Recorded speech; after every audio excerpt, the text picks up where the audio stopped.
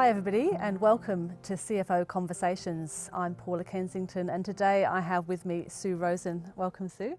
Thank you, Paula. And we're talking today about networks and the power of having a strong network, and I think in today's world it's something that we really rely on a lot as we're going through the phases of our career, and something that I've gone back to probably only really working on for the last 5 years.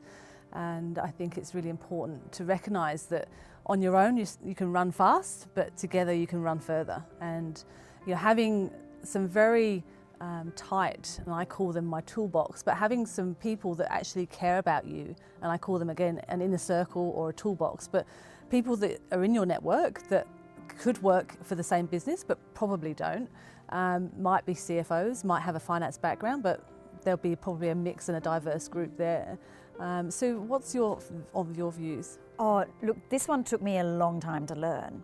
I was very much involved in the day-to-day doing of finance roles. I didn't really see how I could get out there and meet other people, felt uncomfortable with that. And it was something I identified first a long time ago, but it still took me quite a long while to get through that. And I speak to quite a lot of clients now who are quite uncomfortable with putting themselves out there and feeling like it's taking time away from their real work. They feel guilty that they went out to a lunch and learn event, or that they went to an event in work hours and they should have been at their desk.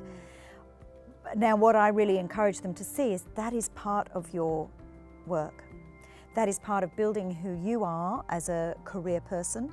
It's also building the profile of the organisation that you work with as well. So you can see, it gives you the chance to meet people who may hire you in the future or who you may want to hire in the future. Yeah. And I think it's so important that we move away from this idea that networking externally is something that should only be in our personal time, because I think that particularly hinders women.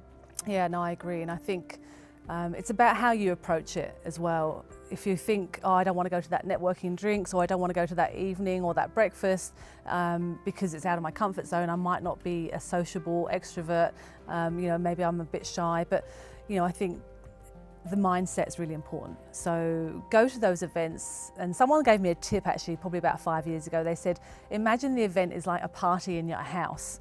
And everyone's there, it's because you've invited them, and you need to go around and make sure everyone's having a good time. And to me, it's quite a beautiful way to think differently about networking. But you're right, it's so important. And I think also what's important is to realise that your network can grow over time. So what might have worked for you 5 years ago is perhaps not what's going to work for you today, because I know I've seen that in myself as I've grown across in my profession and my career, that I need different people to support me in different ways. So I think that's important to make sure that you're always looking at who's in your network, and being very strategic about the types of people you have in your network. I think is also important. I mean, maybe you might have seen people that perhaps don't need to be part of your network. They could be those naysayers, those people that hold you small when you're trying to think big, and they're saying, oh, but you can't do this because of X, Y, Z. I'm sure you've probably come across that yourself as well in your career. Yeah, I think it's important. Sometimes this idea of being strategic around networking makes people feel that it's manipulative in some way. And I think it's important to realise that we're not talking about being manipulative and identifying people we want to get to know only for the sake of using them. But I love the mindset of being at an event and you're hosting and you are there to make other people comfortable. For me, that's what can I offer to these other people? How can one thing I love to do is connect people. So it's not necessarily about my relationship with this person, but it's meeting this person and saying, you really must meet Paula. And that can be a great way to build connections as well. That's right. And I think also, if you build that inner circle, then there's people in there that can help you grow, and there's people in there that can teach you. There's people in there that can hold you to account. There's people in there that you might only meet for a coffee once a month, and they say, hey, Sue, you said to me you were going to achieve X, Y, Z. How's that going? And that really helps you to hold yourself accountable for what you say you're going to do. Absolutely, and to that point, of course, being proactive potentially about finding mentors or sponsors within your business or within your industry.